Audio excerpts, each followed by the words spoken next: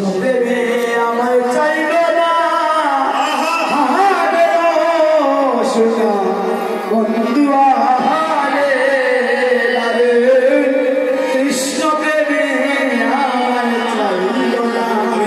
আপনাদের কাছে আপনারা আমার মা, আপনারা আমার বোন, আমি করজনে বলে গেলাম ভগবানকে যদি সমর্পণ করতে হয় আপনার সমর্পণ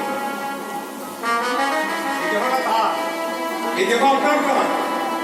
আপনি এখন বাড়ি বুঝতে পারবেন আপনার গ্যারেন্টি নাই। এই শ্বাস প্রশ্বাস 2 মিনিট বন্ধ হয়ে গেলে আপনি দেহ হয়ে যাবেন। তাহলে আপনার বলতে তো কিছু নাই, সকলেই তোমার। আজকে ভগবান শ্রীকৃষ্ণ আজকে দুলায় দিয়েছেন আর বৃন্দাবনের বংশীধ্বনি শুনে বৃন্দাবনের বেণু বৎসগণ তারা ডাকছে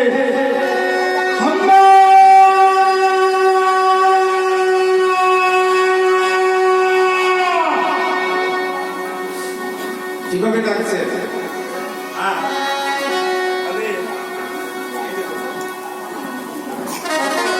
দৌড় দিয়েছে আর দৌড়ের সঙ্গে পেছনে তারা লেজটি গরু যখন দৌড়ে দেখেছেন আপনারা, পশু যখন দৌড়ে তখন লেজটা উপরে উঠে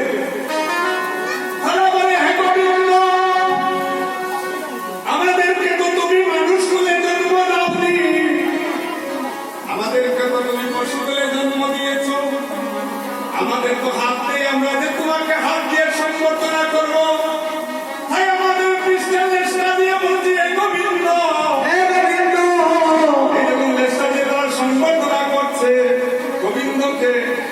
আর ওই জায়গায় বিদ্যাপতি একটা পদ দিলেন অমাধব, বহুত মিনতি করিতে হয়, মাধব আমাকে মাধব কুলেই জন্ম দাও। আচ্ছা দেখুন এই একটা বাতেশা, শ্রবণ করুন আপনারা এই দুটি কথা। শিশুকাল থেকে দেশে দেশে ঘুরতে ঘুরতে এই কথাগুলো এনেছি। একটা বাতেশা রাখার পর দেখবেন কালো একটা পিঁপড়া আসবে,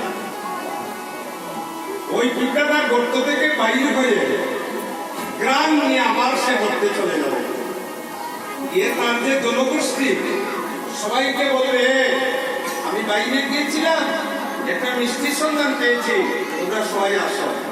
এর কিছুক্ষণ পরেই দেখবেন পিঁপড়া এক লাইনে তারা চলছে, তারা কিন্তু লাইন ক্রস করে না,